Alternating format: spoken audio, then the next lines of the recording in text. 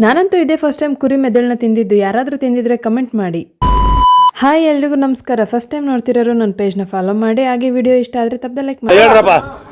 ಇವತ್ತು ಶನಿವಾರ, ಹಾಗೆ ಹಾಸ್ಪಿಟಲ್ಗೆ ಹೋಗಬೇಕಾಗಿತ್ತು, ನಾರ್ಮಲ್ ಚೆಕಪ್ ಇತ್ತು ಅಂತೇಳಿ. ಹಾಗೆ ಹೋಗ್ತಾ ದಾರಿಯಲ್ಲಿ ಶನಿಮಹಾತ್ಮನ ದೇವಸ್ಥಾನ ಇತ್ತು. ಎಲ್ಲರೂ ಅಲ್ಲಿಂದಲೇ ನಮಸ್ಕಾರ ಮಾಡ್ಕೊಳ್ಳಿ. ನಾವು ಕೂಡ ದೇವಸ್ಥಾನಕ್ಕೆ ಹೋಗಿ ಪೂಜೆ ಎಲ್ಲ ಮುಗಿಸ್ಕೊಂಡು ನೋಡ್ತಾ ಇರ್ಬೋದು ದೇವಸ್ಥಾನ ಎಷ್ಟು ವಿಶಾಲವಾಗಿದೆ ಅಂತ. ನಾನು ಇದೇ ಫಸ್ಟ್ ಟೈಮ್ ಈ ಒಂದು ದೇವಸ್ಥಾನಕ್ಕೆ ಬಂದಿದ್ದು. ಇದು ಬಂದು ದಾವಣಗೆರೆಯಲ್ಲಿರೋದು.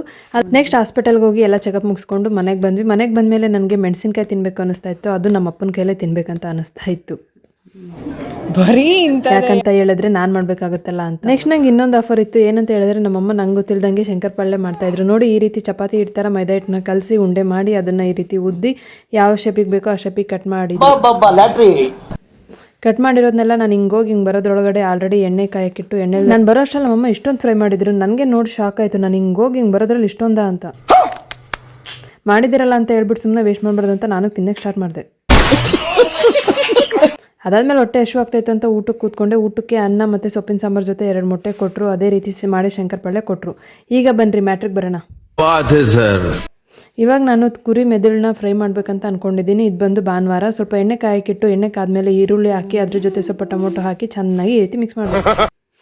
ಈ ರೀತಿ ಮೇಲೆ ಕೆಳಗೆ ಎಲ್ಲ ಮಿಕ್ಸ್ ಮಾಡಿದ್ಮೇಲೆ ಸ್ವಲ್ಪ ಖಾರದ ಪುಡಿ ಸೇರಿಸ್ಕೊಂಡು, ಅದೇ ರೀತಿ ಸ್ವಲ್ಪ ಅರ್ಶಿನದ ಪುಡಿ ಸೇರಿಸ್ಕೊಂಡು, ಮತ್ತೆ ನೆಕ್ಸ್ಟು ಉಪ್ಪು ಸೇರಿಸ್ಕೊಂಡು ಮತ್ತೆ ಎಲ್ಲದನ್ನು ನೀಟಾಗಿ ಮಿಕ್ಸ್ ಮಾಡೋದಕ್ಕೆ ಸ್ಟಾರ್ಟ್ ಮಾಡಿದೆ. ಸ್ವಲ್ಪ ಧನಿಯಾ ಪೌಡ್ರನ್ನು ಸೇರಿಸ್ಕೊಂಡೆ ಇಲ್ಲಿ ಟೇಸ್ಟಿಗೆ ಇರಲಿ ಅಂತೇಳಿ. ನಾನು ಇದೇ ಫಸ್ಟ್ ಟೈಮ್ ಈ ಒಂದು ಕುರಿ ಮೆದುಳನ್ನ ಫ್ರೈ ಮಾಡ್ತಿರೋದು.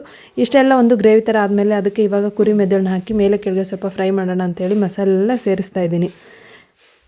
ಯಾರಾದರೂ ತಿಂದಿದ್ರೆ ತಪ್ಪದೆ ಕಮೆಂಟ್ ಮಾಡಿ. ಹಾಗೆ ನಾನು ಮಾಡೋದು ಈ ರೀತಿ, ಯಾರಾದರೂ ಇದೇ ರೀತಿ ಟ್ರೈ ಮಾಡಿದ್ರು ಕೂಡ ಕಮೆಂಟ್ ಮಾಡಿ. ಅದೆಲ್ಲ ಆದಮೇಲೆ ಸ್ವಲ್ಪ ಮೇಲ್ಗಡೆ ಕೊತ್ತಂಬರಿ ಸೊಪ್ಪನ್ನ ಹಾಕ್ಬಿಟ್ಟು ಒಂದು 5 ನಿಮಿಷ ಬೇಯಿಸಿದೆ. ಮೆದುಳು ರೆಡಿ ಆಯಿತು, ಮೆದುಳು ಫ್ರೈ. ಇದನ್ನ ನನ್ನ ಬೇಬಿ ಜೊತೆ ತಿನ್ನೋಣ ಅಂತೇಳಿ ನಾನು ಇವಾಗ ಸರ್ವ್ ಮಾಡ್ಕೊಂಡು ಹೋಗ್ತಾ ಇದ್ದೀನಿ. ನೆಕ್ಸ್ಟ್ ವೀಡಿಯೋದಲ್ಲಿ ಸಿಗ್ತೀನಿ. Thank you, bye bye.